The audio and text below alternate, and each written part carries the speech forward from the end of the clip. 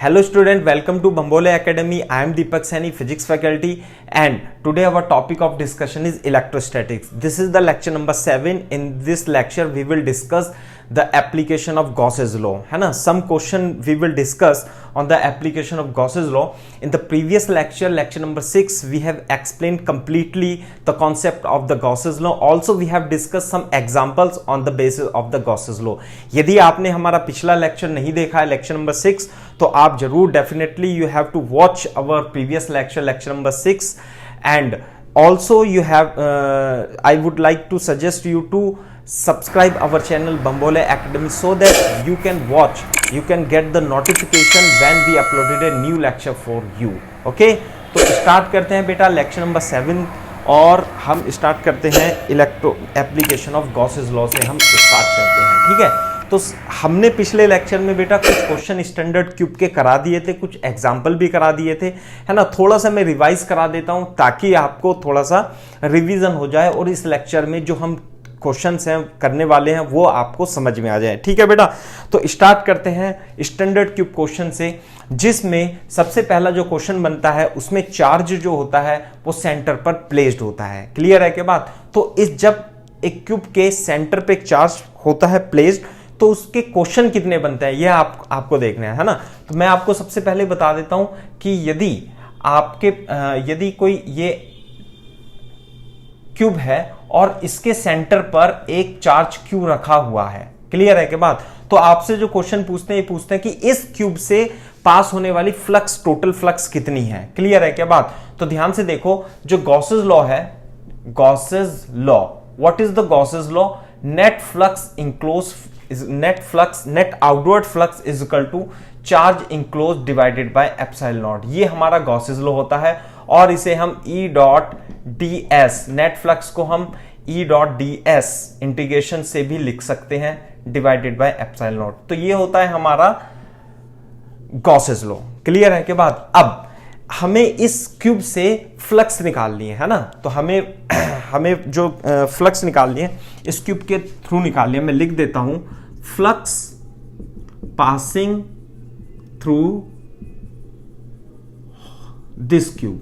Clear है क्या बात. इस क्यूब से हमें फ्लक्स निकालनी है. तो हम अप्लाई करेंगे बेटा गॉसेस लॉ अप्लाई करेंगे. हम गॉसेस लॉ अप्लाई करने से पहले एक गॉसियन सरफेस आपको सेलेक्ट करनी पड़ेगी. इस क्यूब को ही हम गॉसियन सरफेस सिमेट्रिकली रखा हुआ है चार्ज इसके सेंटर पर, इस क्यूब को ही हम क्या कर लेते हैं, एक गॉसियन सरफेस एज्यूम कर लेते हैं. तो गॉसेस लॉ लगाएंगे, net flux is equal to charge enclose divided by epsilon naught. तो चार्ज इंक्लोज कितना है बेटा, Q divided by epsilon naught. तो जो इस क्यूब से फ्लक्स पास हो रही है वो कितनी होगी, Q अपॉन एप्सिलॉन नॉट के इक्वल ही हो जाएगी. क्लियर है क्या बात. तो एक तो ये क्वेश्चन बनता है. दूसरा क्वेश्चन बनता है कि फ्लक्स पासिंग थ्रू वन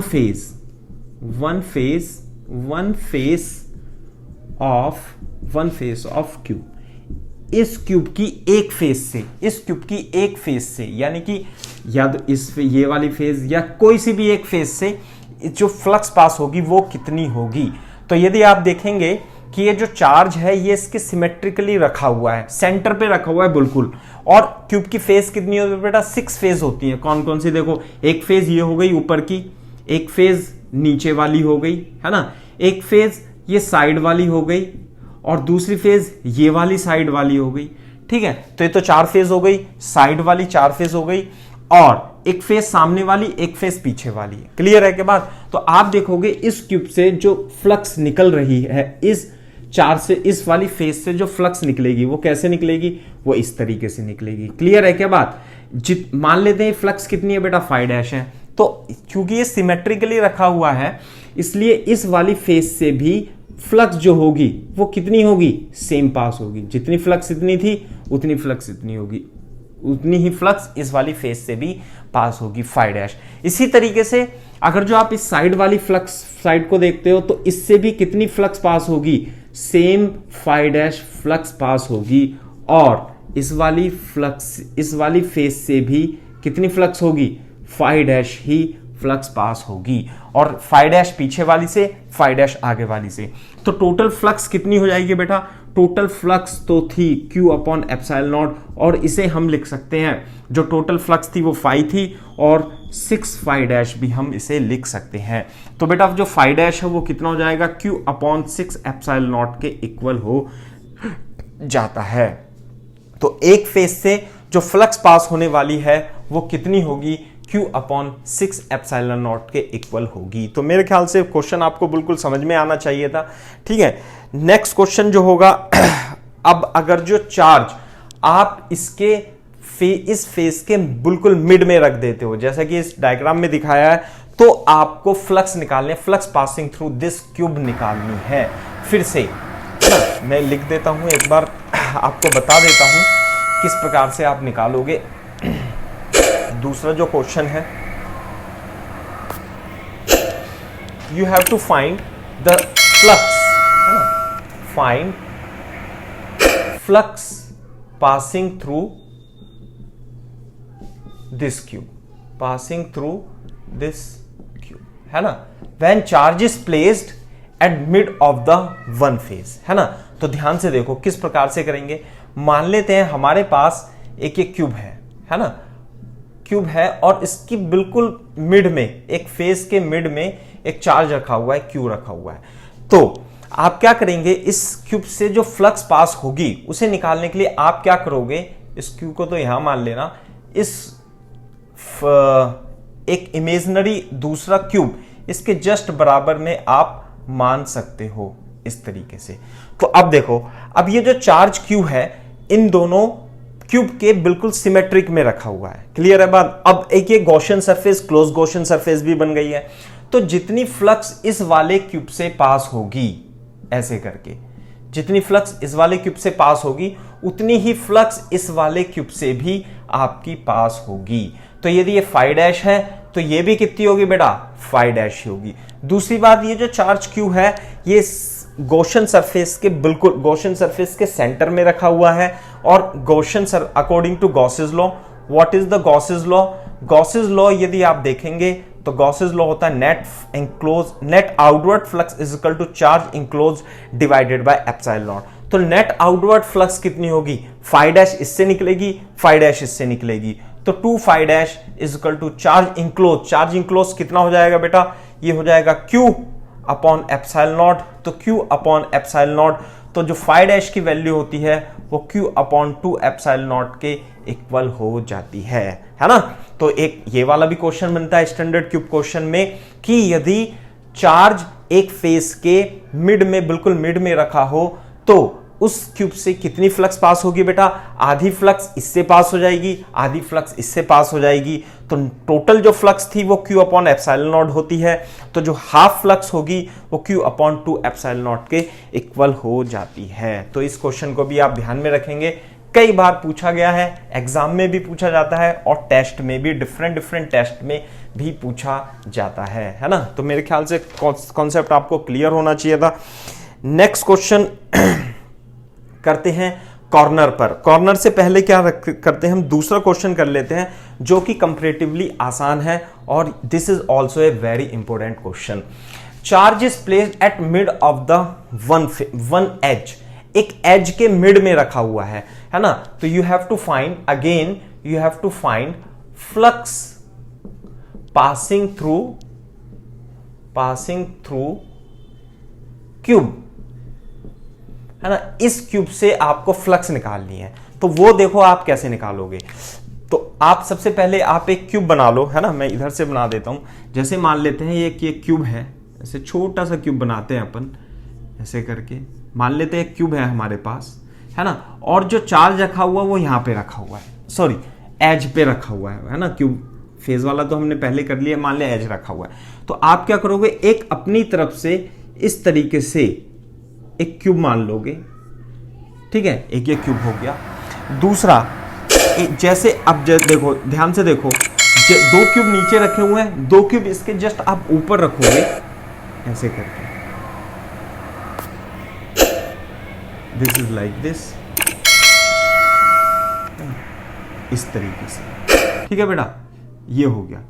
तो अब देखो ये जो चार्ज क्यू है ये इन चारों क्यूब के बिल्कुल सेंटर पे, बिल्कुल मिड में रखा हुआ है, सिमेट्रिकली रखा हुआ है, यानी कि जितनी फ्लक्स इस वाले क्यूब से पास हो रही होगी, है ना, ऐसे करके जितनी फ्लक्स इस वाले क्यूब से पास होगी उतनी ही फ्लक्स इस वाले क्यूब से भी पास होगी। इसमें भी बिल्कुल सिमेट्रिक, क्योंकि ये सिमेट्रिकल रखा है। तो यदि ये फाई डैश है बेटा, तो ये भी कितना होगा, ये भी फाई डैश हो जाएगा।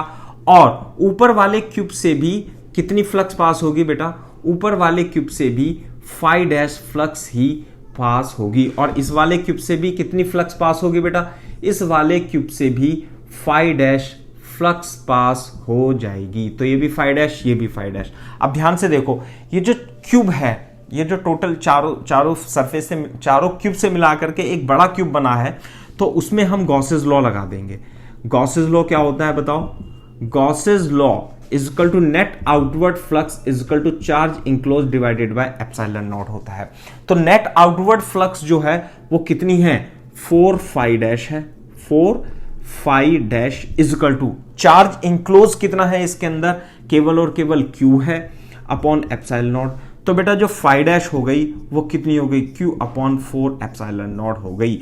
यानी कि यदि एज पर रखा हुआ है चार्ज, तो इस क्यूब से जो फ्लक्स पास होगी वो कितनी होगी, क्यू अपॉन 4 एप्सिलॉन नॉट के इक्वल होगी, है ना। तो इस चीज को भी आपको समझ में आना चाहिए। तो ये भी बहुत ही अच्छा क्वेश्चन है। इस क्वेश्चन को भी आप क्या करेंगे, एक बार प्रैक्टिस करेंगे और समझने की कोशिश करने के बाद आप इसे याद रखेंगे, क्योंकि ये एज इट इज एग्जाम में कई बार पूछा जा चुका है। अब हम नेक्स्ट, एज वाला तो हमने कर लिया, है ना। इसके बाद हम करते हैं जो कि टफेस्ट क्वेश्चन माना जाता है, स्लाइटली टफ माना जाता है। If charge is placed eight one corner, यदि एक वन कॉर्नर पर चार्ज रखा हुआ है, तो again you have to find flux passing through this cube, है ना। इस क्यूब से आपको फ्लक्स निकालनी है ना। तो जब आपको इस क्यूब से फ्लक्स निकालनी है तो फिर से ये थोड़ा सा टफ हो जाएगा। देखो मैं एक डायग्राम बनाने की कोशिश करता हूं, है ना। सबसे पहले तो मैं आपको इसका जो डायग्राम है वो दिखा देता हूं। जैसे कि आपको इस डायग्राम में देख रहे हो कि इस यहां पे कॉर्नर पे रखा हुआ है ये, है ना, यहां पर कॉर्नर पे रखा हुआ है। तो आप क्या करोगे, ये एक तो क्यूब ये हो गया, एक क्यूब ये हो गया, इसके ऊपर एक क्यूब, इसके ऊपर एक क्यूब, 4 क्यूब पीछे हो जाएंगे और 4 क्यूब हो जाएंगे आगे। तो टोटल कितने क्यूब बनेंगे बेटा, 8 क्यूब बनेंगे।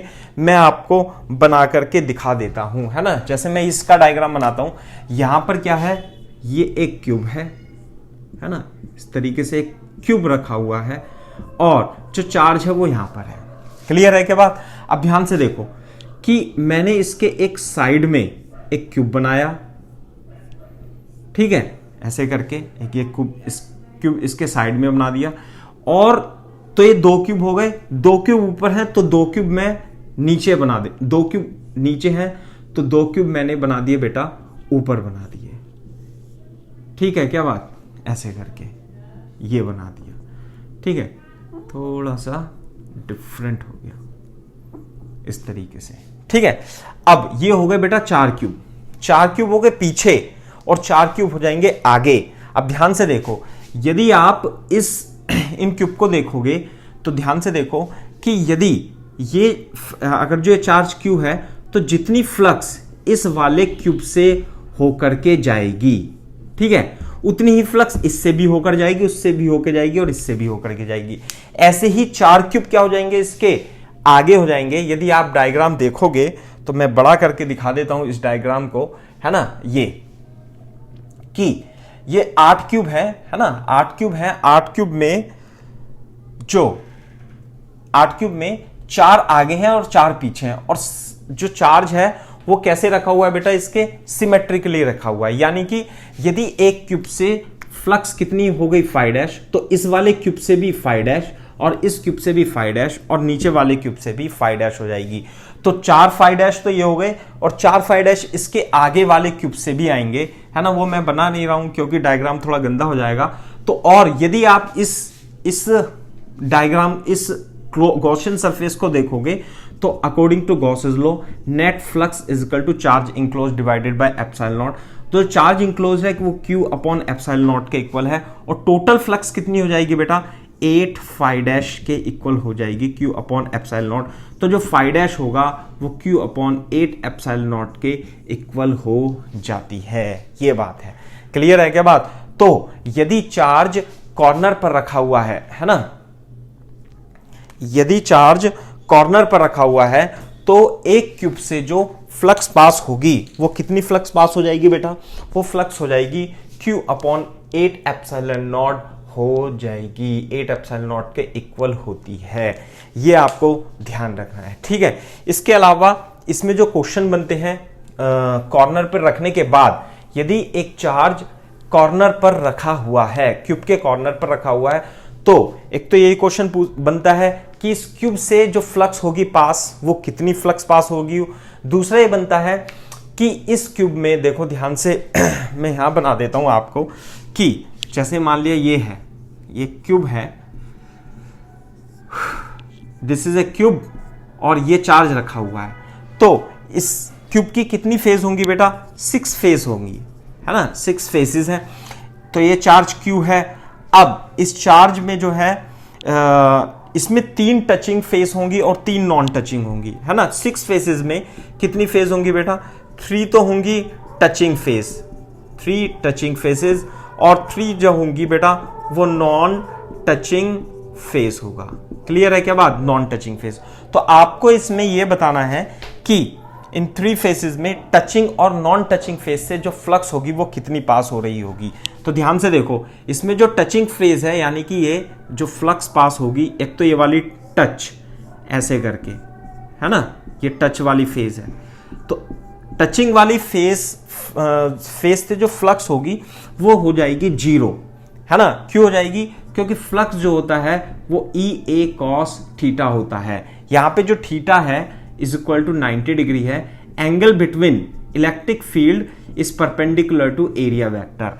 तो जो टचिंग वाली फेज होगी, जैसे एक तो ये साइड वाली टच हो गई, है ना, एक ये सामने वाली, इससे जो इस चार्ज से जो सामने वाली फेज टच हो रही है वो ये वाली फेज है ना, ऐसे करके फ्लक्स इसमें से निकल रही है ना। और ये ऊपर वाली भी क्या है, इस चार्ज क्यू से टच है, तो इससे भी फ्लक्स कितनी पास होगी बेटा, इससे भी फ्लक्स जो पास होगी वो 0 हो जाएगी। क्लियर है क्या बात। तो फ्लक्स 0 0 और 0, क्लियर है बात। अब तो जो टचिंग वाली फेज है उससे जो फ्लक्स हो गई 3 टचिंग, जो टचिंग वाली फेज है उससे जो फ्लक्स होगी वो हो जाएगी 0। क्लियर है बात। अब बच जाती है 3 नॉन टचिंग फेज। मैं इसे डायग्राम को दोबारा बनाता हूं आपके लिए, है ना। नॉन टचिंग फेज से किस प्रकार से आप निकालेंगे, है ना, ध्यान से देखो।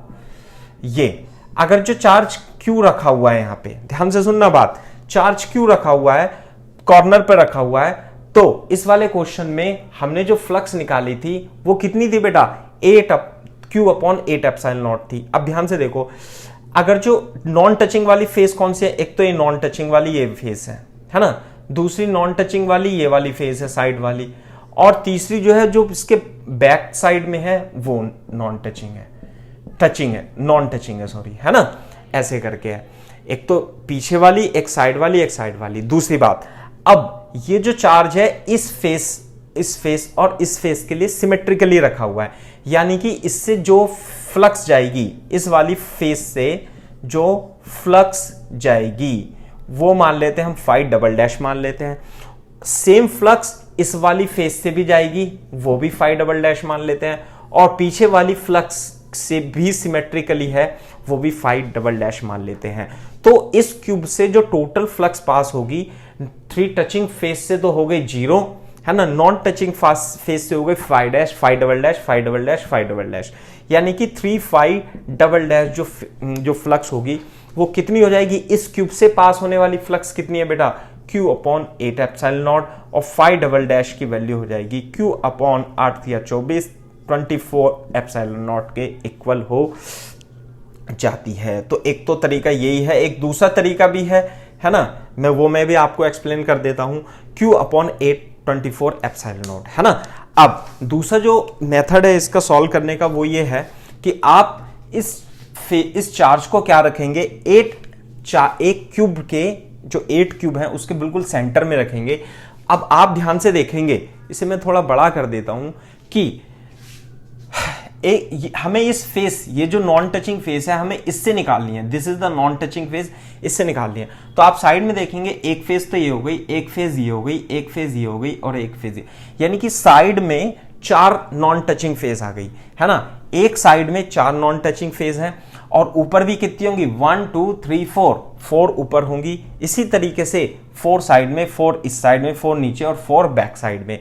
तो जो टोटल नॉन टचिंग फेज होंगी वो कितनी होगी, 1 2 3 4, 4 6 24, 4 6 24 फेज होंगी। अब ये जो चार्ज है इस फेस, इन सभी फेसेस के सिमेट्रिकली है, तो जो टोटल फ्लक्स है वो कितनी है, Q अपॉन एप्सिलॉन नॉट के इक्वल है। और टोटल फेजेस कितनी है, 24। तो आप क्या करोगे, 24 से डिवाइड कर दोगे, तो एक नॉन 3 टचिंग फेज से तो 0 आ गई, और जो नॉन टचिंग फेजेस हैं उससे जो फ्लक्स आएगी वो Q अपॉन 24 एप्सिलॉन नॉट के इक्वल आ जाती है। तो बेटा ये भी बहुत ही अच्छा क्वेश्चन है, इस क्वेश्चन को आप थोड़ा सा ध्यान में रखेंगे, ठीक है, और याद रखेंगे, है ना। डायरेक्टली पूछा जाता है एग्जाम में, टचिंग और नॉन टचिंग की फॉर्म में आपसे डायरेक्टली पूछा जाता है। आप इस क्वेश्चंस को, इन क्वेश्चंस को as it is standard cube के क्वेश्चंस को ध्यान में रखेंगे। तो मेरे ख्याल से आपको काफी क्वेश्चन क्लियर हो गए होंगे, आप इन्हें याद भी रख सकते हैं और समझ भी सकते हैं, है ना। ठीक है, तो अब हम नेक्स्ट क्वेश्चन की तरफ मूव करते हैं।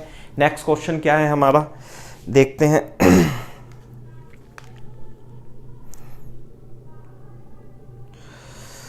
है ना, जैसे ये भी दिखाया हुआ था, इसमें भी दिखा हुआ है, देखो बिल्कुल अच्छा डायग्राम बनाया हुआ है। जो चार्ज क्यू है वो बिल्कुल सेंटर में रखा हुआ है और टोटल जो क्यूब दिखाए हुए हैं इसमें 8 क्यूब है, 1 2 3 4 5 6 7 8, है ना। तो इस तरीके से आप इसे कर सकते हो, है ना। अब देखो एक ये नया क्वेश्चन है जो कि है तो क्यूब का ही, है ना, इसमें कोई डिफरेंस नहीं है। Flux link with square phase, question क्या है वो मैं आपको बता देता हूं। ये भी काफी बार पूछा गया क्वेश्चन है ना, कई बार टेस्ट में आता है कि मान लेते हैं हमारे पास ये क्या है, एक स्क्वायर फेस है और इसकी जो साइड है बेटा वो कितनी है, A है, और इसके मिड से A/2 डिस्टेंस पर एक चार्ज Q रखा हुआ है। तो आपको ये बताना है कि इस फेस से जो फ्लक्स है वो कितनी पास हो रही होगी। तो आंसर होता है इसका Q upon 6 epsilon not flux इससे पास हो रही होगी, ये इसका आंसर होता है। ये आपको ध्यान में रखना है। अब ध्यान से देखो कि हम इसे सॉल्व कैसे करेंगे। है तो ये एक ओपन फेज है ना, लेकिन हम इसे क्लोज बना लेंगे अपनी कन्वीनियंट के लिए। क्या करेंगे कि ये तो A/2 है और A/2 डिस्टेंस पर अपन क्या करेंगे, एक और फेज अपन बना लेंगे, है ना। थोड़ा सा ऊंचा हो गया, नीचा कर देते हैं थोड़ा सा। किस तरीके से कि एक क्यूब ये बना लेते हैं ऐसे करके, है ना, ये दिस इज लाइक दिस, ऐसे करके अपन एक क्यूब बना लेते हैं, ठीक है। अब देखो ध्यान से, गंदा ही बन गया, मैं दोबारा से डायग्राम बना देता हूं, एक मिनट।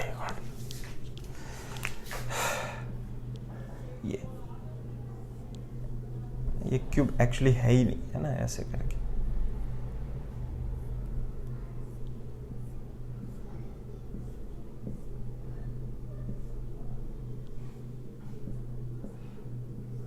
ये, ठीक है। तो अब ये जो एक फेज है, ये वाली तो एक फेज है A और ये फेज का सेंटर है और इसके बीच में चार्ज रखा हुआ है Q। तो बेटा देखो ये भी साइड कितनी हो गई A, ये भी साइड A और ये हो गई A/2। तो अपने को कंसीडर क्या करना है, अपने को तो केवल क्वेश्चन में क्या दिया हुआ था, क्वेश्चन में अपने को ये वाला पोर्शन दिया हुआ था, है ना, और एक चार्ज क्यू रखा हुआ है। कैसे, इस तरीके से आपको ये क्वेश्चन दिया हुआ है ना, ये चार्ज क्यू रखा हुआ है, A/2 डिस्टेंस पे चार्ज क्यू रखा हुआ है, यहाँ पे A और A। क्लियर है क्या बात, इस तरीके से रखा हुआ है। ये डिस्टेंस कितनी है बेटा, A/2 है ना, A/2 डिस्टेंस दे रखी है, दिस इज A/2। तो अब देखो बन गया ना, ये तो क्यूब बन गया। कैसे, जितनी फ्लक्स इससे पास होगी, इस वाली क्यूब से पास, इस वाली फेस से पास होगी, और उसे कितनी मान लेते हैं हम, फाई डैश मान लेते हैं, उतनी ही फ्लक्स ऊपर से भी पास होगी ऐसे करके, और ये भी कितनी होगी बेटा, फाई डैश ही होगी। साइड से भी इतनी, लेफ्ट साइड से भी इतनी, राइट साइड से, बैक और फ्रंट से भी इतनी ही होगी। यानी कि 6 phi dash is equal to charge enclose divided by epsilon naught, और चार्ज इंक्लोज इस क्यूब ने कितना किया, क्यू किया अपॉन एप्सिलॉन नॉट। तो फाई डैश किसके इक्वल हो गई बेटा, क्यू अपॉन 6 एप्सिलॉन नॉट के इक्वल हो जाती है। तो इस प्रकार से इस क्वेश्चन को भी आप कर सकते हो, है ना। दूसरा क्वेश्चन भी अभी मैं हाथों हाथ कर देता हूं, है ना। Charge is placed at the centre of the spare.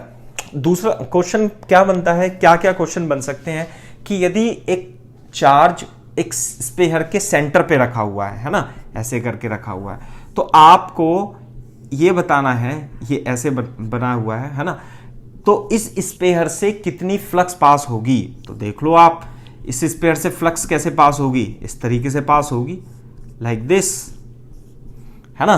तो टोटल ये गॉसियन सरफेस मान लेते हैं। गॉसेस लॉ क्या है, net flux is equal to charge enclosed, net flux is equal to charge enclose divided by epsilon naught. तो charge enclose कितना है इस गॉसियन, ये this is the Gaussian surface, Q upon epsilon naught, और flux कितनी हो गई बेटा, क्यू अपॉन एप्सिलॉन नॉट के इक्वल हो गई।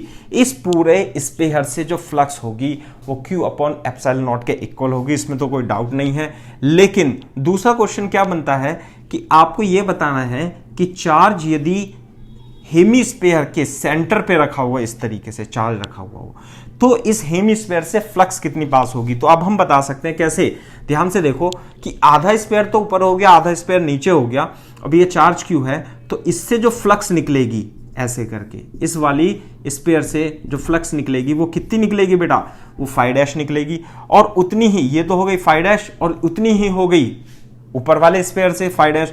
तो टोटल फ्लक्स कितनी हो गई, 2 फाई डैश, और net outward flux is equal to charge enclose divided by epsilon naught और क्यू अपॉन एप्सिलॉन नॉट। तो फाई डैश की value Q upon 2 epsilon naught के इक्वल हो जाती है। तो ये वाला भी क्वेश्चन आसान है ना।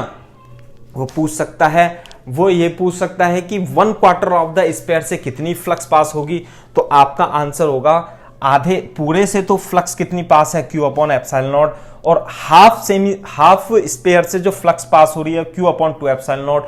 और यदि क्वार्टर स्पेयर बन जाए, क्वार्टर स्पेयर किस प्रकार से बनेगा वो मैं बता देता हूं। क्वार्टर स्पेयर बनेगा इस प्रकार से बन जाएगा, है ना, ये ऐसे करके क्वार्टर स्पेयर आपका बन जाएगा, है ना। क्वार्टर कर देंगे इसका, it would be like this, और चार्ज क्या रखा रहेगा, यहां पे रहेगा। तो इससे जो फ्लक्स पास होगी इस वाले क्वार्टर स्पेयर से, वो कितनी होगी, फाई डबल डैश, है ना। और ये बन जाता है ना ऐसे, तो ये हो जाएगी आधा इधर से, phi double dash, phi double dash, phi double dash, phi double dash, यानी कि 4 phi double dash is equal to charge enclose divided by epsilon naught. तो फाई डबल डैश जो हो जाएगा वो क्यू अपॉन 4 एप्सिलॉन नॉट के equal हो जाएगा। तो एक क्वार्टर से जो फ्लक्स पास होगी बेटा वो कितनी हो जाएगी, क्यू अपॉन 4 एप्सिलॉन नॉट, यानी टोटल फ्लक्स का 1/4 पार्ट एक क्वार्टर से पास हो जाएगा। तो ये भी बहुत ही अच्छा क्वेश्चन है। इसी प्रकार से जो नेक्स्ट क्वेश्चन है वो भी हमारा यही है ना। जैसे कि मान लेते हैं ये एक charge is placed at the centre of the cylindrical vessel, है ना। तो ध्यान से देखो, यदि ये सिलेंडर है, इस तरीके से सिलेंडर रखा हुआ है और यहां पर एक चार्ज रखा हुआ है, कितना चार्ज रखा हुआ है, क्यू। तो आप क्या करोगे, आप एक सिमिलरली इमेजिनरी सिलेंडर क्या रखोगे, ऊपर रख दोगे, तो एक ये टोटल गॉसियन सरफेस बन जाएगी, क्लोज गॉसियन सरफेस बन जाएगी। तो आप ध्यान से देखो, यदि इससे फ्लक्स फाई डैश निकलती है तो सेम फ्लक्स ऊपर वाले सिलेंडर से भी निकलेगी। तो यदि ये फाई डैश है तो ये भी कितनी हो जाएगी बेटा, फाई डैश हो जाएगी। यानी net flux 2 phi dash is equal to charge enclose divided by epsilon naught. और चार्ज कितना इस गॉसियन सरफेस के अंदर, चार्ज इनसाइड चार्ज कितना है, क्यू अपॉन एप्सिलॉन नॉट है। तो फाई डैश की value Q upon 2 epsilon naught के इक्वल आ जाती है। तो यानी कि आधी फ्लक्स तो नीचे वाले सिलेंडर से चली गई, आधी फ्लक्स ऊपर वाले सिलेंडर से चली गई। क्लियर है क्या बात। अब देखो एक दूसरा क्वेश्चन इस प्रकार से है कि flux link with close surface, मान लेते हैं हमारे पास कोई फ्लक्स, ये हमारे पास कोई क्लोज सरफेस है। मैं क्वेश्चन आपको प्रॉपरली बता देता हूं कैसे क्वेश्चन है कि एक चार्ज है स्मॉल क्यू, वो उसके इनसाइड में रखा हुआ है, और एक चार्ज क्यू जो कि डिस्टेंस डी पर मान लेते हैं, हम मान लेते हैं इसमें नहीं दिया हुआ, आप लिख लेना ड्यू है, और this is a close surface, this is closed surface. तो आपको इस क्लोज सरफेस से फ्लक्स निकालनी है, तो बहुत आसान है। तो यदि आप गॉसेस लॉ लगाएंगे, apply the Gauss's theorem, Gauss's law भी बोल सकते हो आप, कि net outward flux is equal to charge enclose divided by epsilon naught. तो इस क्लोज सरफेस से जो फ्लक्स पास होगी, है ना, वो कैसे होगी, इसके अंदर जो चार्ज है वो, ये तो कैपिटल क्यू है, ये स्मॉल क्यू है, तो चार्ज इनक्लोज है क्यू अपॉन एप्सिलॉन नॉट। तो आंसर कितना आएगा इसका बेटा, क्यू अपॉन एप्सिलॉन नॉट के इक्वल ही आएगा। यदि इस क्यू की वैल्यू दे दे 10⁻⁻⁶ कूलम, है ना, तो आप यहां वैल्यू रख देना, आंसर आपका आ जाता है। ठीक है, तो मेरे ख्याल से बिल्कुल आपको ये क्वेश्चन क्लियर होने चाहिए, है ना। छोटे छोटे क्वेश्चन गॉसेस लॉ पर जो आपका बेस बनाते हैं, इस टाइप के क्वेश्चन एग्जाम में भी पूछे जाते हैं। आसान तो है ही, साथ में ये क्वेश्चन बेटा आपके एग्जाम में भी पूछे जाते रहते हैं। ठीक है, तो हम मूव करते हैं नेक्स्ट क्वेश्चन की ओर। नेक्स्ट क्वेश्चन क्या है, हाँ, नेक्स्ट क्वेश्चन बहुत ही इंपॉर्टेंट क्वेश्चन है। थोड़ा सा इस डायग्राम में क्वेश्चन तो नहीं दिया हुआ है, लेकिन मैं आपको बता देता हूं कि क्वेश्चन क्या है। कि एक ये आपके पास कंडक्टिंग सरफेस है, मान लेते हैं हमारे पास क्या है, ये कंडक्टिंग सरफेस है, कंडक्टिंग सरफेस है, और इससे डी डिस्टेंस पर यहां पर एक चार्ज कैपिटल क्यू रखा हुआ है। तो ध्यान से देखो, इसे बाकी क्वेश्चन को मैं बाद में बताता हूं, पहले यदि एक चार्ज क्यू एक कंडक्टिंग सरफेस के इधर साइड रखा हुआ है, तो क्या होगा बेटा, इंडक्शन होगा। पहले तो अगर जो कोई चार्ज क्यू नहीं होगा तो इसमें फ्री इलेक्ट्रॉन्स होते हैं कंडक्टर में, वो यूनिफॉर्मली डिस्ट्रीब्यूटेड होते हैं सब जगह। लेकिन यदि आप किसी डिस्टेंस पर, इसके सेंटर से डी डिस्टेंस पर यदि आप चार्ज क्यू रख देते हो, तो ये इंडक्शन, ड्यू टू इंडक्शन यहां पर तो पॉजिटिव चार्ज आ जाता है और यहां पर नेगेटिव चार्ज अपीयर हो जाता है। तो अगर जो आप एक इमेजिनरी सरफेस, ये इमेजिनरी सरफेस यदि आप कंसीडर करते हैं, this is a closed surface, तो आपको यह बताना है what is the nature, find nature of flux passing through close surface. इस क्लोज सरफेस से जो फ्लक्स पास हो रही है उसकी आपको नेचर बतानी है। क्लियर है क्या बात, तो ध्यान से देखो। अब इस what is the Gauss's law, according to Gauss's law, Gauss's law क्या होता है बेटा, according to Gauss's law, what is Gauss's law, net outward flux is equal to net outward flux is equal to charge enclose divided by epsilon naught. तो अब देखो, इसमें हमें charge की वैल्यूज तो नहीं पता है, हमें तो बस ये बताना है कि नेचर ऑफ फ्लक्स कैसी होगी, पॉजिटिव फ्लक्स होगी, नेगेटिव फ्लक्स होगी। देखो इस गॉसियन सरफेस को यदि आप देखोगे, है ना, ये जो गॉसियन सरफेस आपने कंसीडर की है, ये वाली गॉसियन सरफेस, इसके अंदर जो चार्ज है वो कैसा है, पॉजिटिव चार्ज है। तो नेट आउटवर्ड फ्लक्स होती है, यदि चार्ज पॉजिटिव होता है plus Q upon epsilon naught, तो जो फ्लक्स होगी वो इस वाली सरफेस से इस तरीके से निकल रही होगी, है ना, ऐसे करके। पॉजिटिव चार्ज से जो फ्लक्स निकलती है वो आउटवर्ड होती है, तो जो फ्लक्स की नेचर होगी, नेचर ऑफ फ्लक्स जो होगा वो कैसा होगा बेटा, पॉजिटिव होगा। यानी पॉजिटिव फ्लक्स इस गॉसियन सरफेस से बाहर आ रही है, आपको इस बात को ध्यान में रखना है। क्लियर है क्या बात, तो बहुत ही अच्छा क्वेश्चन है ना, ऑब्जेक्टिव के लिए बढ़िया क्वेश्चन है, आप इसे सॉल्व कर सकते हो, आप इसे पढ़ सकते हो। ठीक है, तो हम मूव करते हैं नेक्स्ट क्वेश्चन की ओर। नेक्स्ट क्वेश्चन क्या है बेटा, नेक्स्ट क्वेश्चन बहुत ही टफ क्वेश्चन में से आता है, आप एक बार इसे पढ़ लीजिए। क्या लिखा हुआ है, calculate flux link with close surface as shown in figure. मैं आपको क्वेश्चन समझा देता हूं कि क्वेश्चन क्या है। अभी तक तो हमने क्या किया है बेटा, छोटे छोटे क्वेश्चन किए हैं, बहुत ही आसान क्वेश्चन किए हैं, जो कि हमने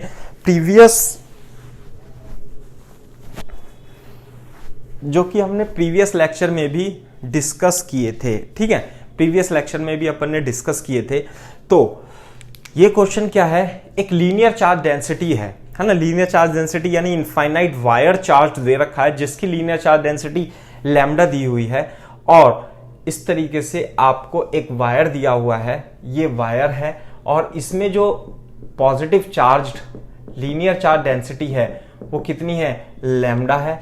लैम्डा कूलम पर मीटर होती है, लीनियर चार्ज डेंसिटी की यूनिट जो होती है लैम्डा कूलम पर मीटर होती है।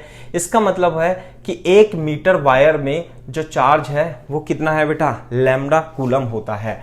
अब देखो ध्यान से, ये क्लोज्ड सरफेस है, यानी क्लोज सरफेस का मतलब ये आर रेडियस का एक स्फेरिकल सरफेस है, तो इसमें से फ्लक्स निकालनी है आप। तो गॉसेस लॉ क्या होता है, what is Gauss's law, Gauss's law is equal to net outward flux is equal to charge enclosed divided by epsilon naught, ये होता है आपका गॉसेस लॉ। ठीक है, अब नेट आउटवर्ड फ्लक्स ही आपको निकालनी है, और जो क्यू इंक्लोज है इसके अंदर आपको ये चार्ज जो इंक्लोज चार्ज है ये निकालना है। तो आप हमें क्या दिया हुआ है क्वेश्चन में, इसकी लीनियर चार्ज डेंसिटी लैम्डा दी हुई है, क्लियर है के बात। तो अगर जो आप इसकी टोटल लेंथ निकाल लो, ये वाली टोटल लेंथ यदि आप निकाल लेते हो, तो जो चार्ज होगा, चार्ज इंक्लोज होगा लैम्डा इंटू एल के बराबर होगा। आगे बात समझिए, लैम्डा इंटू एल के बराबर होगा। तो आपको ये लेंथ निकालनी है। बेसिकली लेंथ निकालने के लिए उसने सेंटर से और इस लाइन की डिस्टेंस दे रखी है, और ये कितनी है बेटा, r/2, और ये कितनी हो जाएगी, ये तो रेडियस होती है r, है ना। इसे थोड़ी देर के लिए क्या मान लेते हैं अपन, इसे थोड़ी देर के लिए हम x मान लेते हैं। क्या मान लेते हैं बेटा, x मान लेते हैं। तो x यानी कि r/2 का स्क्वायर, पाइथागोरस थ्योरम लगा देंगे, plus x² is equal to r²। तो x² की वैल्यू r² माइनस r²/4, ये इधर चला जाएगा, और x की value x² is equal to 3r²/4, और x की वैल्यू r/2√3 आ जाती है। x का मतलब ये हो गया x, और यदि आप टोटल इस वायर की लेंथ को कंसीडर करोगे तो x ये हो जाएगा, x ये हो जाएगा। जो टोटल लेंथ हो जाएगी L की वैल्यू होगी 2 इंटू एक्स के इक्वल होगी। क्लियर है के बाद यहाँ पे रख देंगे 2 इंटू एक्स कितना है बेटा, r/2√3, ये हो जाएगा r√3 लेंथ इसकी हो जाती है। तो नेट आउटवर्ड फ्लक्स जो होगी वो lambda upon epsilon naught into L की वैल्यू r√3 के इक्वल हो जाती है। क्लियर है के बाद, तो आप इसे इस तरीके से क्वेश्चन को सॉल्व कर सकते हैं। तो बहुत ही अच्छा क्वेश्चन है। आपको टोटल फ्लक्स निकालनी थी इस क्लोज सरफेस से, जबकि इसकी डिस्टेंस जो है सेंटर की, एक लीनियर चार्ज डेंसिटी लैम्डा का वायर दे रखा है। क्लियर है के बाद, और आपको निकालना है ना। तो बहुत ही अच्छा क्वेश्चन है। Charge enclosed divided by epsilon naught is equal to Gauss's law लगा देंगे हम, नेट आउटवर्ड फ्लक्स, आपका क्वेश्चन सॉल्व हो जाएगा। इसी तरीके से देखो, मैं इस क्वेश्चन को तो लिखा रहने देता हूं। दूसरा क्वेश्चन है, दूसरे क्वेश्चन में एक वायर, एक सरफेस चार्ज डेंसिटी दे रखी है। सरफेस चार्ज डेंसिटी का मतलब यहां पर एक सरफेस है, इनफाइनाइट सरफेस चार्ज डेंसिटी की एक चादर दे रखी है, है ना, एक शीट दे रखी है, और आपको इस क्लोज सरफेस जो रेडियस r का स्पेयर है वो आपको निकालना है। तो मैं ध्यान से देखो इसे, इस क्वेश्चन को किस प्रकार से करेंगे, है ना। मैं इधर सॉल्व कर देता हूं इसे, कि ये जो सरफेस है इस तरीके से, और यहां पर ये जो इसके अंदर जो चार्ज है ना, ये, और ये इसके डायमीटर, इसके मिड से होकर के जाता है, सेंटर से होकर जाता है। तो यहां पर ये जो चार्ज है, ये चार्ज है Q, इसे निकाल लो बस आप। तो नेट आउटवर्ड फ्लक्स जो होगी वो charge enclose divided by epsilon naught के इक्वल होगी। और मान लेते हैं ये चार्ज जो है वो लाइन चार्ज नहीं है, वो कैसा है बेटा, सरफेस पे फैला हुआ है। तो ये जो सरफेस है, ये इसके अंदर ये जो सरफेस है एक सर्किल बनेगा। क्लियर है बात, और सर्किल जो बनेगा उसकी रेडियस जो होगी वो कितनी होगी, r होगी। r रेडियस का सर्किल बनेगा इस तरीके से, है ना। इस तरीके से सर्किल बनना है ना, ये ऐसे करके ये जो बनेगा सर्किल बनेगा, और इसकी जो रेडियस होगी वो कितनी होगी, r होगी। और सरफेस चार्ज डेंसिटी क्वेश्चन में दे रखी है sigma coulomb per metre. Surface charge density की यूनिट क्या होती है, sigma coulomb per metre square होती है। यानी कि 1 मीटर स्क्वायर में जो आवेश होता है, यानी चार्ज होता है, वो कितना होता है, सिग्मा कूलम होता है। तो यदि मैं इसका एरिया निकाल लूं तो एरिया कितना होगा, इसका एरिया होगा πr²। तो तो इसलिए पाई आर स्क्वायर में जो इसमें चार्ज होगा sigma into pi are square के इक्वल होगा। तो जो चार्ज इंक्लोज है ये वो कितना है, sigma into pi are square. तो यहां वैल्यू रख देता हूं मैं, sigma into pi are square upon epsilon naught. तो जो नेट फ्लक्स है वो sigma pi are square upon epsilon naught के इक्वल आ जाती है। तो इस तरीके से आप इस क्वेश्चन को भी सॉल्व कर सकते हैं। बहुत ही अच्छा क्वेश्चन है, बहुत ही सही क्वेश्चन भी है। क्लियर है ये बात? तो इस टाइप के क्वेश्चंस भी पूछे जाते हैं जिसमें कि आपको नेट आउटवर्ड फ्लक्स निकालनी होती है।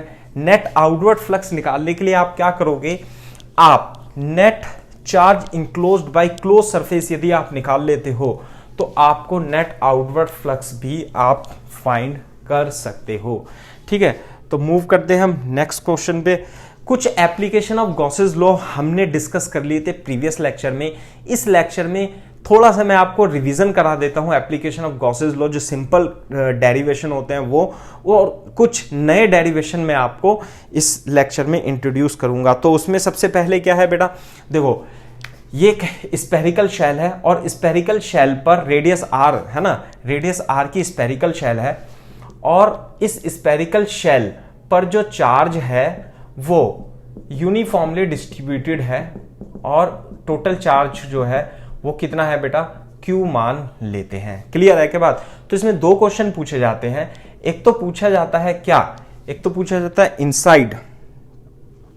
इनसाइड जो इलेक्ट्रिक फील्ड है वो आपको फाइंड करनी होती है। तो इनसाइड जो इलेक्ट्रिक फील्ड होगी, ध्यान से देखो है ना, सबसे पहले हम इसका ग्राफ भी बनाएंगे, electric field versus R distance का हम ग्राफ भी बनाएंगे। तो सबसे पहले हम लिखते हैं बेटा इनसाइड के लिए। तो इनसाइड में यदि ये एक स्पेरिकल शेल है और इस पर जो चार्ज है वो इसके सरफेस पर रखा हुआ है, इनसाइड में एक पॉइंट P मान लेते हैं आर डिस्टेंस पर, और ये हमारे पास क्या हो गया, ये हमारा एक गॉसियन सरफेस हो गया। तो अकॉर्डिंग टू गॉसेस लॉ क्या है बेटा, Gauss's law is net outward flux is equal to charge enclose divided by epsilon naught के इक्वल होता है। तो इस गॉसियन सरफेस के अंदर जो चार्ज है वो कितना है, 0। तो नेट आउटवर्ड फ्लक्स कितनी होगी, 0।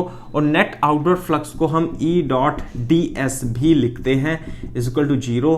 तो integration of ds is equal to 0 और इंटीग्रेशन ऑफ ds का मतलब है यहां पर 4 पाई आर स्क्वायर। क्लियर है के बाद? ये r है, एक स्पेरिकल सरफेस बनेगी और इसका इंटीग्रेशन कितना होगा, E into integration of ds 4 pi are square is equal to 0। तो इलेक्ट्रिक फील्ड हो गई 0। वो तो होगी ही क्योंकि इस स्पेरिकल शेल के अंदर, इसके अंदर कोई चार्ज ही नहीं है, तो नेट इलेक्ट्रिक फील्ड क्या होगी, 0 होगी। यानी कि R is equal to capital R तक। इनसाइड का पोर्शन कहां तक होगा बेटा, R is equal to capital R तक। यानी कि R इज इक्वल टू 0 से R is equal to capital R तक। यानी कि इनसाइड जो इलेक्ट्रिक फील्ड होती है वो कितनी होती है बेटा, 0 होती है। तो इलेक्ट्रिक फील्ड कैसे बना देंगे हम, इलेक्ट्रिक फील्ड इस तरीके से बना देंगे। दूसरा जो पोर्शन आता है, इसके आउटसाइड आपको निकालनी है। तो यदि आपको इसके आउटसाइड निकालनी है तो यहां पे डाल देते हैं हम आउटसाइड देखिए किस प्रकार से हम निकालते हैं। तो आउटसाइड निकालने इसके नीचे तो ग्राफ नहीं यहां पे आ जाएगा। तो सेकंड पोर्शन में लिखते हैं हम आउटसाइड, है ना। आउटसाइड निकालने के लिए मान लेते हैं हमारे पास ये एक स्पेरिकल शेल है और इस पर जो चार्ज है वो चार्ज कितना है बेटा, Q है, और आउटसाइड एक पॉइंट P है डिस्टेंस R पर, है ना। थोड़ा सा छोटा ले लेते हैं ऐसे करके, आपको यहां पे निकालने हैं। तो आप एक गॉसियन सरफेस कंसीडर करेंगे रेडियस R की, है ना। ये डिस्टेंस कितनी है बेटा, R, और इस गॉसियन सरफेस के अंदर जो चार्ज इंक्लोज्ड है, Q इंक्लोज्ड कितना आएगा, इस गॉसियन सरफेस के अंदर चार्ज इंक्लोज केवल और केवल Q है, तो ये आ गया Q। अब हम लगा देंगे गॉसेस लॉ क्या होता है बेटा, net outward flux is equal to charge enclosed divided by epsilon naught. और इस गॉसियन सरफेस के लिए जो चार्ज इंक्लोज है वो कितना है, Q अपॉन एप्सिलॉन नॉट है। और नेट फ्लक्स को हम कैसे लिख सकते हैं, net flux can be written as net outward flux from a close surface can be written as E dot ds is equal to Q upon epsilon naught के equal भी आप इसे लिख सकते हो। क्योंकि यहां पर जो इलेक्ट्रिक फील्ड होगी ऐसे करके होगी इलेक्ट्रिक फील्ड, ऐसे करके it would be like this. Electric field क्या होगी, इन सभी पॉइंट्स पर away from the centre of the circle radially outward होगी, और इलेक्ट्रिक फील्ड की वैल्यू कांस्टेंट होती है integration of ds is equal to q upon epsilon naught. और इंटीग्रेशन ऑफ ds का मतलब क्या होता है कि इस एरिया का इंटीग्रेशन, ये एक स्फेरिकल शेल बनेगी और इसकी रेडियस r होगी, तो इंटीग्रेशन जो होता है e इंटू ds का इंटीग्रेशन हो जाएगा 4 pi r square upon q epsilon naught. तो electric field q upon 4 pi epsilon naught into are square के इक्वल होगी। क्लियर है क्या बात, ध्यान से देखो। तो ये जो इलेक्ट्रिक फील्ड है this is as a function of r, है ना। तो अब देखो ये इलेक्ट्रिक फील्ड क्या है, R is q upon 4 pi epsilon naught R square के इक्वल है। अब r is equal to capital R पर यदि आप देखते हो तो electric field r is equal to capital R पर q upon 4 pi epsilon naught into are square के इक्वल होती है। साथ में r is equal to infinite पर, यानी कि यदि आप इनफाइनाइट रखोगे r की जगह तो 1 अपॉन इनफाइनाइट जो होता है वो 0 होता है, इलेक्ट्रिक फील्ड क्या हो जाएगी, 0 हो जाएगी। और इस पोर्शन से यदि आप देखते हो तो जो इलेक्ट्रिक फील्ड है it is inversely proportional to 1 upon are square. तो यदि आप देखोगे r is equal to capital R पर जस्ट आउटसाइड जो इलेक्ट्रिक फील्ड है वो कितनी हो जाएगी, यहां पे लिख देता हूं, ये हो जाएगी आपकी KQ upon capital R square. और बाद में जो इलेक्ट्रिक फील्ड है वो वेरी करती है 1 अपॉन आर स्क्वायर, और r is equal to infinity पर इलेक्ट्रिक फील्ड कितनी हो जाएगी, लगभग 0 के इक्वल हो जाती है। So this is the electric field outside and inside of a spherical shell of radius r if charge is placed symmetrically at the surface of the uniform sphere। ठीक है, तो बहुत ही अच्छा क्वेश्चन है और डेरिवेशन है, सिंपल डेरिवेशन है, यानी कि स्फेरिकल शेल के इनसाइड में जो इलेक्ट्रिक फील्ड होती है वो कितनी होगी बेटा, वो 0 हो जाएगी, और आउटसाइड में इलेक्ट्रिक फील्ड जो होगी वो उस चार्ज को उस स्फेरिकल शेल के सेंटर पर मानकर आप लिख सकते हो, जो कि KQ अपॉन आर स्क्वायर के इक्वल होगी, है ना। अब ध्यान से देखो, अब जो दूसरा पोर्शन है वो है electric field due to solid conducting sphere. Solid conducting sphere का मतलब क्या है, मैं आपको इलेक्ट्रोस्टैटिक्स में आपको बताया था कि जो कंडक्टिंग स्फीयर होता है या कंडक्टर होता है, यदि आप किसी कंडक्टर को चार्ज Q दे देते हो तो चार्ज Q जो इनसाइड होता है वो 0 होता है, और सारा का सारा चार्ज कहां पर आ जाता है बेटा, उसकी सरफेस पर आ जाता है। तो यदि आप कंडक्टिंग सरफेस पर के लिए देखोगे, यदि आपने इसे चार्ज Q दिया हुआ है तो सारा का सारा कहां जाएगा, उसके सरफेस पर आ जाएगा। तो जो इनसाइड होगा, इनसाइड चार्ज कितना होगा बेटा, 0 होगा। तो जब इनसाइड में कोई चार्ज ही नहीं है तो पहले की तरह, है ना, इनसाइड चार्ज कितना हो जाएगा, 0 हो जाएगा। तो इलेक्ट्रिक फील्ड भी 0 हो जाएगी। क्यों हो जाएगी, मैंने आपको बताया था E dot ds is equal to charge enclose divided by epsilon naught, और चार्ज इंक्लोज तो 0 होता है, electric field integration of ds is equal to 0, यानी कि इलेक्ट्रिक फील्ड हो जाती है 0। तो बेटा इनसाइड तो क्या हो जाता है, इसका 0 हो जाता है। अब हम बात करते हैं आउटसाइड की। तो आउटसाइड में ये स्फेरिकल शेल जो हमने अभी अभी डिस्कस किया हुआ है ना, आउटसाइड में जो स्फेरिकल शेल होगी, जो कंडक्टिंग स्फीयर है ये स्फेरिकल शेल की तरह वर्क करेगी, और यदि आप एक आउटसाइड निकालना चाहते हो तो r डिस्टेंस पे कोई पॉइंट P ले लेना और एक गॉसियन सरफेस इस तरीके से ले लेना, तो गॉसेस लॉ लगा देना, electric field dot ds is equal to charge enclose divided by epsilon naught. तो चार्ज इंक्लोज कितना है, Q upon epsilon naught, E into integration of ds is equal to Q upon epsilon naught, E into 4 pi are square is equal to Q upon epsilon naught. Electric field is equal to Q upon 4 pi epsilon naught into are square.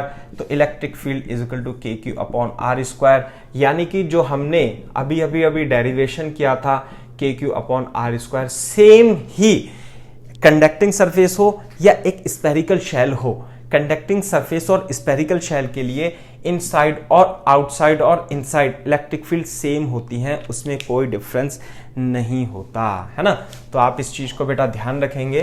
Conducting में कभी आप confuse ना हो जाओ, confuse भी हो जाते हैं बच्चे कभी कभी कि ये कंडक्टिंग हमने तो केवल और केवल स्फेरिकल शेल के लिए पढ़ा था, लेकिन क्वेश्चन में तो क्या दे दिया है, कंडक्टिंग स्फेरिकल शेल दे दी है, अब हम क्या करें, है ना। ऐसा भी कभी कभी हो जाता है, तो इसलिए मैंने इसका एग्जाम्पल भी आपको ले दिया है।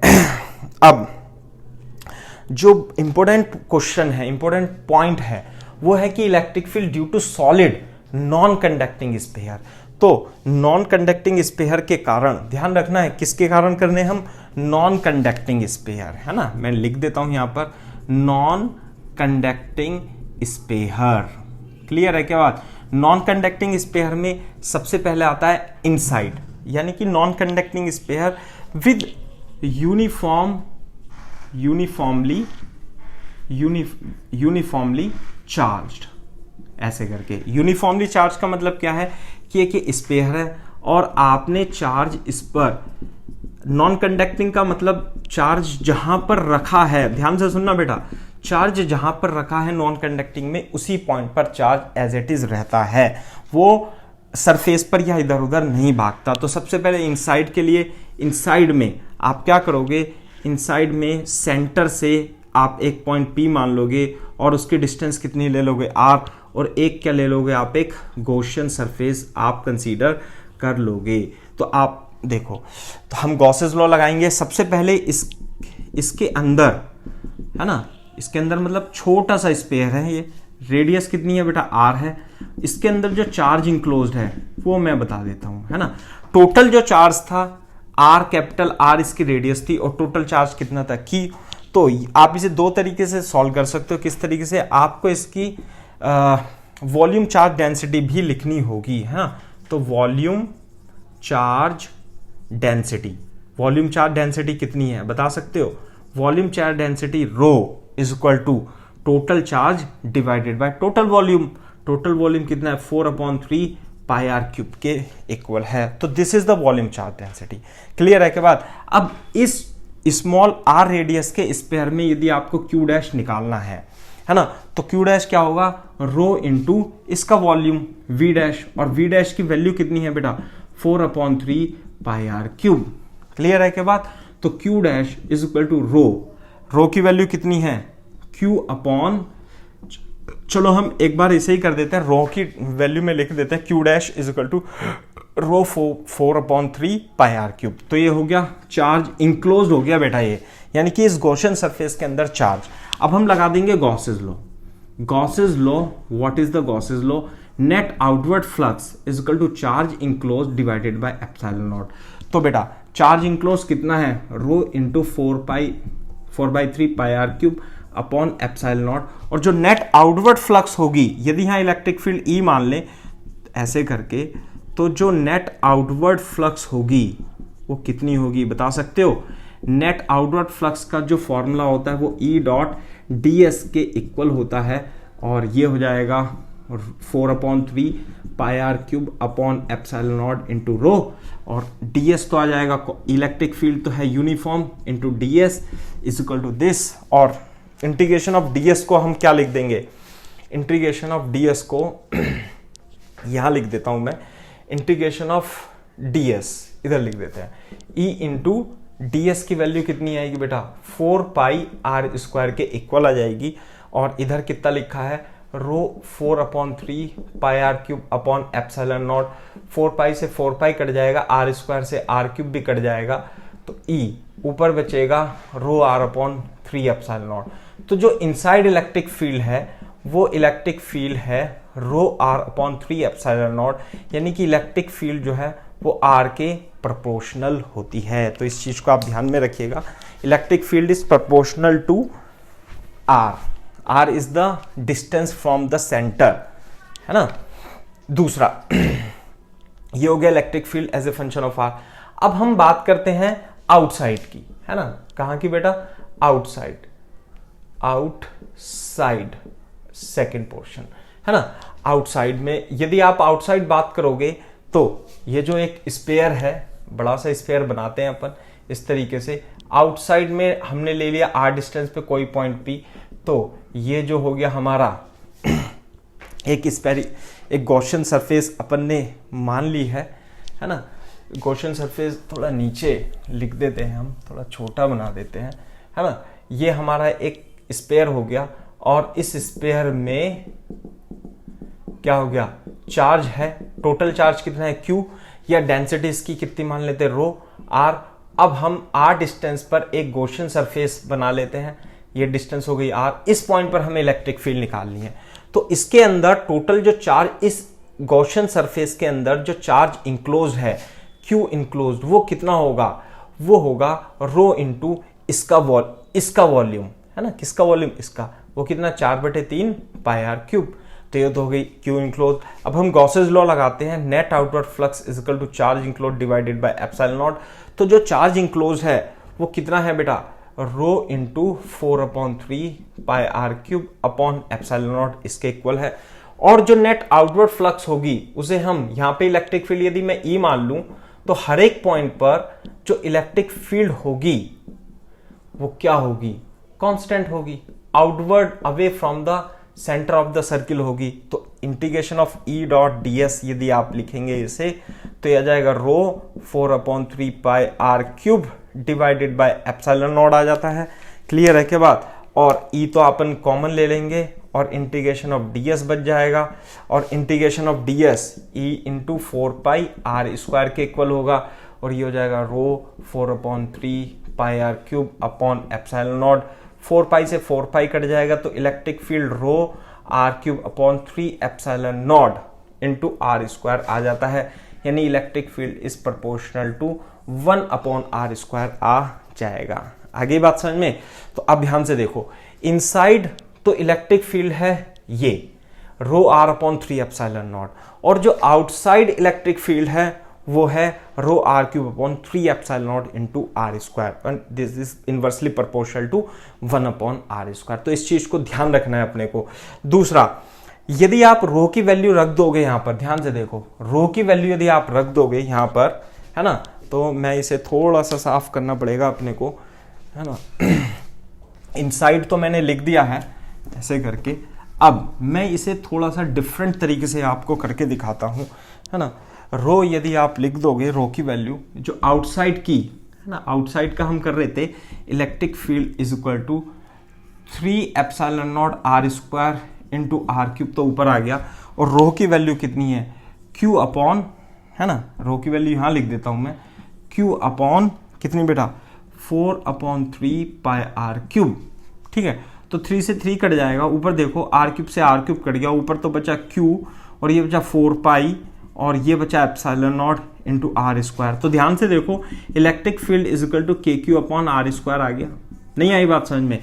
ये तो वही हो गया कि यदि आउटसाइड, यदि हम आउटसाइड की बात करें ऐसे करके, तो आउटसाइड में ये जो चार्ज है पूरा का पूरा, ये चार्ज यहां पर है, इस चार्ज को क्या मान लोगे आप, इसके सेंटर पे मान लोगे, और इस पॉइंट पर यदि आपको इलेक्ट्रिक फील्ड निकलनी है तो डिस्टेंस r है, तो कितनी होगी, kq upon r square. Simple, यानी कि सारे चार्ज को उसके सेंटर पे मान करके आप इलेक्ट्रिक फील्ड आउटसाइड लिख दोगे, और वो होती है kq अपॉन r स्क्वायर के इक्वल होती है। ठीक है, लेकिन इनसाइड में जो इलेक्ट्रिक फील्ड होगी वो आप वॉल्यूम चार्ज डेंसिटी की फॉर्म में ही लिखिए, रो r अपॉन 3 एप्सिलॉन नॉट के इक्वल होती है। क्लियर है क्या बात। तो यदि मैं आपको इसका एक इंपॉर्टेंट पॉइंट ये भी है कि आपको इसका ग्राफ बनाना है, तो ग्राफ भी वो पूछा जाता है, बहुत ही ज़्यादा इंपॉर्टेंट है, क्वेश्चन भी बन जाता है उसमें, है ना। ग्राफ बनाने के लिए भी दिया जाता है कि नॉन कंडक्टिंग स्पेयर के लिए आपको क्या बनाना है बेटा, ग्राफ बनाना है इलेक्ट्रिक फील्ड वर्सेस डिस्टेंस का। तो मैं ग्राफ भी बना देता हूं इसका, मान लेते हैं छोटा सा हमने बना दिया। यहाँ पर इलेक्ट्रिक, यहाँ पर क्या है, नॉन कंडक्टिंग का स्पेयर दे रखा है, और आपको ग्राफ ऐसे बनाना है। तो इनसाइड जो इलेक्ट्रिक फील्ड है वो कैसी है बेटा, यहाँ देखो, इनसाइड में देखो, यहाँ पे मैं पॉइंट बना के लिख देता हूं। इनसाइड जो इलेक्ट्रिक फील्ड निकाली थी आपने, वो क्या निकाली थी, रो r अपॉन 3 एप्सिलॉन नॉट निकाली थी। यदि r इज इक्वल टू 0 रखते हो, यानी r इज इक्वल टू 0 यहाँ पर, और ये हो गया इलेक्ट्रिक फील्ड, वर्सेस आर का ग्राफ यदि आप बना रहे हो तो आर इज इक्वल टू 0 पर इलेक्ट्रिक फील्ड कितनी हो जाएगी, 0 हो जाएगी, तो 0 हो जाएगी। और दूसरा इलेक्ट्रिक फील्ड कैसे वेरी कर रही है, लीनियरली इंक्रीजिंग कर रही है, इलेक्ट्रिक फील्ड लीनियरली इंक्रीज कर रही है। और R is equal to capital R पर, यानी ये डिस्टेंस कितनी हो गई, ये डिस्टेंस हो गई R is equal to capital R. Capital R पर यदि आप देखोगे तो यहां पे क्या रख दोगे, electric field is equal to rho R upon 3 epsilon naught. अब rho R upon 3 epsilon naught रखोगे तो रो की वैल्यू कितनी थी, रो की वैल्यू थी Q upon 4 pi epsilon naught, sorry 4 pi are cube upon 4/3 pi are cube R upon 3 epsilon naught. तो देखो इसे 3 से 3 कट गया है ना, तो और ये कट जाएगा तो ये KQ अपॉन आर स्क्वायर के KQ upon capital R square के इलेक्ट्रिक फील्ड इक्वल आ जाती है। तो R is equal to capital R पर, यानी कि इसकी सरफेस पर जो इलेक्ट्रिक फील्ड की वैल्यू होगी, थोड़ा सा मैं इसे मॉडिफाई कर देता हूं, यहां पर जो वैल्यू होगी इलेक्ट्रिक फील्ड की वो KQ upon capital R square, या आप यहां पर E is equal to R लिख सकते हैं। और ये दोनों इक्वल हैं, बस यहां पर रो की वैल्यू हमने रख दी है, और या तो KQ अपॉन आर स्क्वायर लिख सकते हैं या rho R upon 3 epsilon naught भी आप इसे लिख सकते हैं। There is no difference between KQ upon are square and rho R upon 3 epsilon naught. बस जब आपको Q दिया होगा, चार्ज दिया होगा, तो KQ अपॉन आर स्क्वायर आ जाएगा। यदि आपको इस चार्ज, इस सरफेस की, यदि आपको वॉल्यूम चार्ज डेंसिटी दे रखी है तो रो आर अपॉन 3 एप्सिलॉन नॉट के इक्वल आ जाता है। क्लियर है क्या बात। दूसरा, अब हम बात करते हैं आउटसाइड की। आउटसाइड में तो आपने देख ही लिया है कि जो इलेक्ट्रिक फील्ड है वो KQ अपॉन आर स्क्वायर है, तो R is equal to capital R just surface पर। यदि आप देखोगे तो electric field E is equal to capital R, small R की जगह कैपिटल आर रख दिया तो KQ अपॉन आर स्क्वायर ये आ जाता है, यानी कि electric field R is equal to r पर, यानी आप side KQ upon are square ही आएगी। और R is equal to infinity पे रखोगे तो 1 अपॉन इन्फिनिटी कितना होता है, 0, तो इलेक्ट्रिक फील्ड आ जाएगी ऐसे। तो ये electric field is equal to 1 upon are square, और यहाँ पे electric field is directly proportional to R। तो आपको इस ग्राफ को भी समझना है। ग्राफ भी पूछा जाता है डिफरेंट क्वेश्चन में, कई बार पूछा गया है ना, तो आपको इस ग्राफ को भी समझना होता है। तो बहुत ही अच्छा क्वेश्चन है ना, बहुत ही इंपॉर्टेंट है। दूसरा, मैं आपको इस क्वेश्चन का एक इंपॉर्टेंट पॉइंट भी आपको डिस्कस करूंगा, है ना, क्योंकि ये तो इलेक्ट्रिक फील्ड हो गई। Electric field is a vector quantity. कैसी क्वांटिटी है बेटा, वेक्टर क्वांटिटी होती है इलेक्ट्रिक फील्ड। यदि इलेक्ट्रिक फील्ड वेक्टर क्वांटिटी है तो नॉन कंडक्टिंग स्फीयर के लिए इनसाइड जो इलेक्ट्रिक फील्ड होती है आप उसे वेक्टर फॉर्म में भी लिख सकते हैं, है ना। जैसे this is non conducting sphere, तो आप यहां पर एक हेडिंग डाल लीजिए, आप पॉइंट बना लीजिए, जस्ट उसके नीचे इलेक्ट्रिक फील्ड इन वेक्टर फॉर्म। वेक्टर फॉर्म में आपको इलेक्ट्रिक फील्ड निकलनी है इनसाइड, आउटसाइड नहीं, इनसाइड, क्योंकि इनसाइड की आवश्यकता पड़ती है। तो जैसे इनसाइड मैंने आपको बताया, ये यूनिफॉर्मली वॉल्यूम चार्ज डेंसिटी रो का आपका एक स्फीयर है, r डिस्टेंस पे यहाँ पर जो इलेक्ट्रिक फील्ड होगी, इस पॉइंट पर इलेक्ट्रिक फील्ड होगी, वो कितनी निकाली हमने, रो r अपॉन 3 एप्सिलॉन नॉट निकाली। दूसरी बात, यदि आप इसे r वेक्टर मान लो, थोड़ी देर के लिए इसे r वेक्टर मान लेते हैं, तो इलेक्ट्रिक फील्ड और r वेक्टर की डायरेक्शन एक ही होगी, तो आपको क्या कर देना, केवल और केवल सिंपल वेक्टर लगा देना है, ठीक है। तो electric field inside the uniformly non conducting sphere जो होती है rho r upon 3 epsilon naught के इक्वल होती है। तो बहुत ही अच्छा क्वेश्चन है, बहुत ही अच्छा पोर्शन है। दूसरा, इससे भी ज्यादा इंपॉर्टेंट जो पॉइंट बनता है वो है कि आपको इलेक्ट्रिक फील्ड निकालनी है inside a cavity in a non conducting sphere. बहुत ही सिंपल, बहुत ही अच्छा पोर्शन है। जैसे एक स्फीयर दे रखा है, इसके अंदर एक कैविटी है, और इस कैविटी के अंदर आपको बेटा क्या निकालना है, इस कैविटी के अंदर आपको इलेक्ट्रिक फील्ड निकालनी है ना। तो मैं आपको कुछ पोर्शन बता देता हूं किस प्रकार से है, कि मान लेते हैं हमारे पास ये एक r रेडियस का यूनिफॉर्मली स्फीयर था, है ना। अब यहां पर हमें एक कैविटी दे दी, इस कैविटी में थोड़ा सा चेंज करते हैं अपन, है ना, ये हमें क्या दे दी बेटा, एक कैविटी दे दी इस तरीके से, और ये तो हो गया बड़े वाले स्फीयर का सेंटर, और ये हो गया O डैश कैविटी का सेंटर। तो चार्ज क्या है, चार्ज यहां पर है, इस तरीके से आपके पास यहां पर सारे में क्या रखा हुआ है बेटा, चार्ज रखा हुआ है, ठीक है। और क्या देगा आपको, इस कैविटी और बड़े वाले स्फीयर के बीच का जो वेक्टर है, डिस्टेंस है, वो हम क्या मान लेते हैं, आर मान लेते हैं। क्या मान लेते हैं बेटा, आर मान लेते हैं, ऐसे करके, ठीक है। अब आपको इनसाइड किसी भी पॉइंट पर, मान लेते हैं हमारे पास ये पॉइंट P है, इस तरीके से आपको इलेक्ट्रिक फील्ड निकालनी है, ठीक है। तो अपन क्या करेंगे, यहां पर तो कैविटी, यहां पर तो खाली पड़ा हुआ है ना, तो अपन क्या करेंगे, इसमें इक्वल पॉजिटिव और इक्वल नेगेटिव चार्ज बना देंगे, रख देंगे अपनी तरफ से। कैसे, ध्यान से देखो, यदि आप इस कैविटी में पॉजिटिव चार्ज रखते हो तो क्या बन जाएगा आपका, जब पॉजिटिव चार्ज आप रख दोगे तो आपके पास एक क्या बन जाएगा, आपके पास एक यूनिफॉर्मली नॉन कंडक्टिंग स्फीयर बन जाएगा।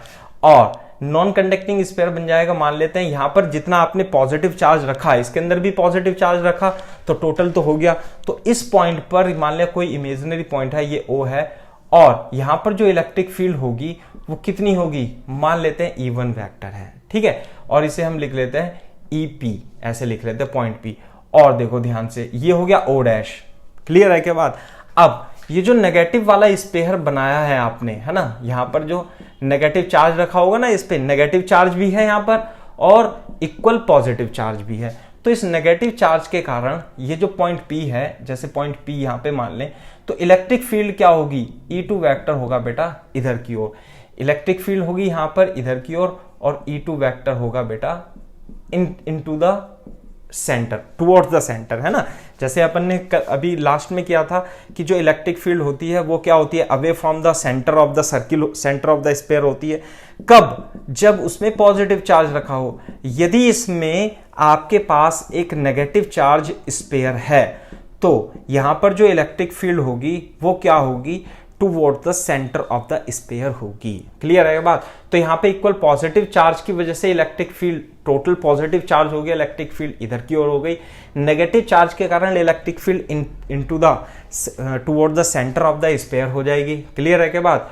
तो यदि आप इसे क्या मान लेता हूं मैं थोड़ी देर के लिए R1 वेक्टर मान लेता हूं, और इस वाले वेक्टर को, ये OP जो वेक्टर है, इसे R2 वेक्टर मान लेता हूं, और ये वेक्टर हमें R वेक्टर दिया हुआ है, और ये पॉइंट P मान लेता हूं, ठीक है। तो ध्यान से देखो कि जो R1 वेक्टर है वो होगा बेटा OP वेक्टर, OP वेक्टर, और जो R2 वेक्टर है वो कितना होगा बेटा, PO वेक्टर होगा। दूसरा O डैश जो वेक्टर है, सॉरी ये PO डैश, ये PO dash, this is O dash, PO dash, O dash vector है, वो वेक्टर R के इक्वल हो जाएगा, है ना। इसमें बहुत ज्यादा फ्रिक्शन है। क्लियर है क्या बात, ये है। अब देखो, अब जो नेट इलेक्ट्रिक फील्ड होगी इस पॉइंट P पर, दो टाइप की इलेक्ट्रिक फील्ड होंगी। एक तो इस पॉजिटिव चार्ज के कारण, पॉजिटिव बड़े वाले स्फीयर के कारण वेक्टर E1 होगा, और एक नेगेटिव वाले चार्ज के कारण जो इलेक्ट्रिक फील्ड होगी वो क्या होगी, इनटू द बोर्ड होगी, towards the centre of the cavity होगी, और E2 वेक्टर होगा। तो ये हो जाती है नेट इलेक्ट्रिक फील्ड। क्लियर है क्या बात। अब E1 वेक्टर क्या होगा, अगर जो मान लेते हैं पूरा स्फीयर है, E1 vector electric field due to non conducting sphere inside is rho R upon 3 epsilon naught. तो क्या लिखूंगा मैं, E1 vector rho R1 vector upon 3 epsilon naught plus, अब E2 जो वेक्टर होगा ये भी क्या है, ये भी नॉन कंडक्टिंग स्फीयर है ना, और रो R2 डेंसिटी इसकी भी रो ही है लेकिन नेगेटिव हो गया, इसलिए रो R2 divided by 3 epsilon naught. अब मैं इसमें से रो अपॉन 3 एप्सिलॉन नॉट यदि कॉमन ले लूं तो R1 प्लस R2। क्लियर है क्या बात। तो ध्यान से देखो, रो अपॉन 3 एप्सिलॉन नॉट, और R1 वेक्टर किसके इक्वल था बेटा, this is equal to OP vector, और R2 वेक्टर किसके इक्वल था, PO डैश वेक्टर। और ध्यान से देखो, अब हम वेक्टर एनालिसिस लगा दें कि OP प्लस PO डैश, है ना, AB प्लस BC बराबर AC होता है ना, तो OP प्लस PO डैश बराबर OO dash vector. OP vector कितना था, R1, और पी ओ डैश वेक्टर कितना था R2 और ये कितना हो गया बेटा वेक्टर R। तो R1 प्लस R2 यानी कि ये हो जाएगा आपका POP प्लस PO डैश बराबर OO डैश वेक्टर और ये हो जाएगा रो R vector upon 3 epsilon not. Clear है क्या बात? तो electric field inside the cavity कितनी होती है बेटा रो R अपॉन 3 एप्सिलॉन नॉट के इक्वल हो जाएगी। इसका मतलब ये है कि किसी भी पॉइंट पर इलेक्ट्रिक फील्ड जो होगी इनसाइड द कैविटी वो क्या होगी सेम होगी। ये इस पॉइंट P की पोजीशन वेक्टर पर डिपेंड नहीं कर रही है, ये डिपेंड कर रही है OO डैश वेक्टर पर। किस पे डिपेंड कर रही है OO डैश यानी R। यानी कि जो इलेक्ट्रिक फील्ड होगी वो इनसाइड द कैविटी डायरेक्शन कैसी होगी यूनिफॉर्म होगी। इलेक्ट्रिक फील्ड इज यूनिफॉर्म और डायरेक्शन कितनी होगी डायरेक्शन इज टुवर्ड्स किसकी ओर वेक्टर R। वेक्टर R का मतलब क्या है OO डैश वेक्टर कौन सा वेक्टर है कैविटी और बड़े वाले स्पेयर को मिलाने वाला जो वेक्टर है उसके अंदर इलेक्ट्रिक फील्ड इस तरीके से होगी, है ना। मैं आपको एक डायग्राम और बना देता हूं। जैसे कि मान लेते हैं, ध्यान से देखो, ये भी बहुत अच्छा पॉइंट है जो मैं लिखने जा रहा हूं। मान लेते हैं 2 कैविटी है इस तरीके से, ठीक है, और ये इस ये तो हो गया O और ये हो गया O1 लिख लेता हूं और ये हो गया O। इसका ये जो कैविटी है यहाँ पर सारे में क्या है बेटा पॉजिटिव चार्ज है ऐसे करके, है ना, यहाँ पर सारे में पॉजिटिव चार्ज है और ये कैविटी है और ये O1 हो गया और ये हो गया O2। तो ध्यान से देखो इस कैविटी के अंदर जो इलेक्ट्रिक फील्ड होगी वो ये जो वेक्टर R1 है और इसे वेक्टर इसका पोजीशन वेक्टर मान लेते हैं R1। तो जो यूनिफॉर्मली डिस्ट्रीब्यूटेड इलेक्ट्रिक फील्ड होगी वो कैसे होगी S इस तरीके से होगी और इसके अंदर जो इलेक्ट्रिक फील्ड होगी वो भी इस वेक्टर R2 की डायरेक्शन में और R1 की डायरेक्शन में होती है। इसके अंदर जो इलेक्ट्रिक फील्ड होगी वो रो R1 अपॉन 3 एप्सिलॉन नॉट होगी और इसके अंदर जो इलेक्ट्रिक फील्ड होगी रो R2 अपॉन 3 एप्सिलॉन नॉट के इक्वल होती है। तो ये बहुत ही अच्छा पोर्शन है, बहुत ही सही क्वेश्चन है। क्लियर है क्या बात? तो इस लेक्चर में हमने कुछ पोर्शन ट्राई किया है, बाकी जो पोर्शन है हम नेक्स्ट लेक्चर नंबर 8 में डिस्कस करेंगे गॉसेस लॉ का, क्योंकि काफ़ी लंबा लेक्चर हो जाता है ना, और काफ़ी लंबा और बहुत ही इंटरेस्टिंग टॉपिक है, इसलिए है ना, इसलिए हम रेस्ट पार्ट में हम डिस्कस करने जा रहे हैं वो मैं आपको बता देता हूं जो नेक्स्ट लेक्चर में आप देखेंगे। एक तो कुछ क्वेश्चन होंगे जिसमें वेरिएबल वॉल्यूम चार्ज डेंसिटी दे रखी होगी, है ना, और 1-2 क्वेश्चन होगा इस तरीके का जो IIT में भी आया हुआ है ना, जो IIT में पूछा गया है 2016 में। नीट और जेईई मेंस के लिए दोनों के लिए बहुत ज़्यादा इंपॉर्टेंट क्वेश्चन है। इसके अलावा हम नेक्स्ट लेक्चर में जो पढ़ेंगे इनफाइनाइट थिन शीट के कारण इलेक्ट्रिक फील्ड हम पढ़ेंगे, कंडक्टिंग और थिक शीट के कारण भी इलेक्ट्रिक फील्ड निकालेंगे। दूसरा नेक्स्ट लेक्चर में प्लेन एंगल और सॉलिड एंगल के में रिलेशन भी देखेंगे और एक बहुत ही इंपॉर्टेंट रिलेशन जो कि बहुत ज़्यादा यूजफुल है वो है solid angle is equal to 2π1 minus cos theta, है ना। तो इस लेक्चर में इतना ही। नेक्स्ट लेक्चर के लिए आप वेट कीजिए, हम उसे जल्दी से जल्दी अपलोड करने की कोशिश करेंगे। यदि ये आपको लेक्चर अच्छा लगे तो डेफिनेटली आप इसे शेयर कीजिएगा और अपने दोस्तों को बताइएगा। All the best.